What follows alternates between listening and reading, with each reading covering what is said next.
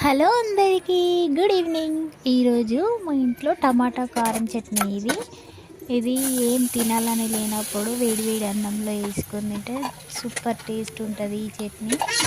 ఇది నా స్టైల్లో చేస్తున్న చట్నీ. సింపుల్గా ఒక 5 మినిట్స్లో అయిపోతుంది. ఏం లేదు, పావు కిలోని టమాటాలు తీసుకోవాలి. ఆ టమాటాలు తీసుకొని ఆయిల్లో ఉడికించుకోవాలి. తర్వాత ఈ మిరపకాయలు ఒక 2-3 తీసుకోవాలన్నమాట. తొడిమలు తీసుకొని అవి కూడా కొంచెం ఒక చుక్క ఆయిల్లోనే ఫ్రై చేసుకోవాలి. కొంచెం మాడాలన్నమాట, మార్చిన కారంలాగా అవుతుంది.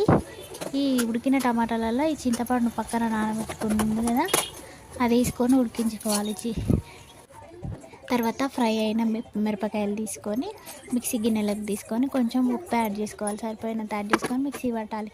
తర్వాత మగ్గిన టమాటాలను తీసుకొని గ్రేవీలాగా ప్రిపేర్ చేయాలి. పోపు వేసుకుంటే టమాటో కారం చట్నీ రెడీ.